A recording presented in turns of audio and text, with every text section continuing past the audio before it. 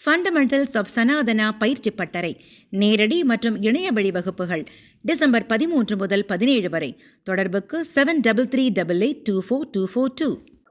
பல்வேறு கருத்தாளர்களின் கட்டுரையை தொகுத்து விடுதலை சிறுத்தைகள் அமைப்பின் துணை பொதுச் செயலாளர் ஆதவ் அர்ஜுனா தொகுத்திருக்கின்ற புத்தகத்தை இன்றைக்கு தமிழக வெற்றி கழகத்தினுடைய தலைவர் தம்பி விஜய் நந்தம்பாக்கம் வர்த்தக மையத்தில் வெளியிடுவதாக செய்தி வந்திருக்கிறது.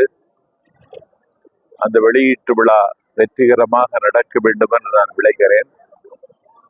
அதிலே விடுதலை சிறுத்தைகள் அமைப்பின் தலைவர் தொல் திருமாவளவன் அவர்கள் கலந்து கொள்ளாததில் அரசியல் எதுவும் இல்லை.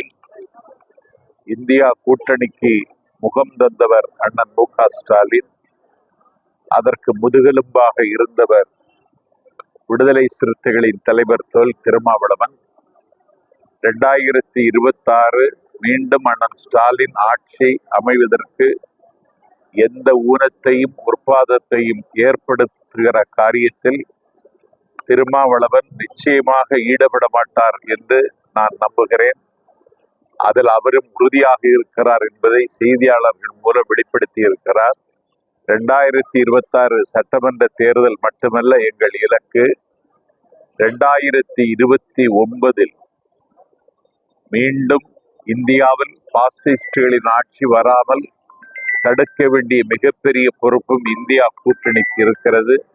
ஆகவே இந்தியா கூட்டணி எந்த நோக்கத்திற்காக வடிவமைக்கப்பட்டதோ அதன் இலக்கை எட்டுவதற்கு ஒரு அம்பாக, வானமாக, சிறகாக திருமாவளவன் இருப்பார்.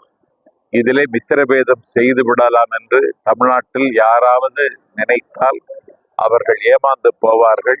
புத்தக திருவிழாவிற்கும் அரசியலுக்கும் சம்பந்தமில்லை என்பதை பதிவு செய்கிறேன். ஐயா, அவரு இன்னைக்கு இந்த வெளியிட்ட அறிக்கையில தன்னை மையப்படுத்தி கூட்டணி குழப்பம் ஏற்படுத்துறதுக்காக அந்த நிகழ்வை பயன்படுத்துறாங்க.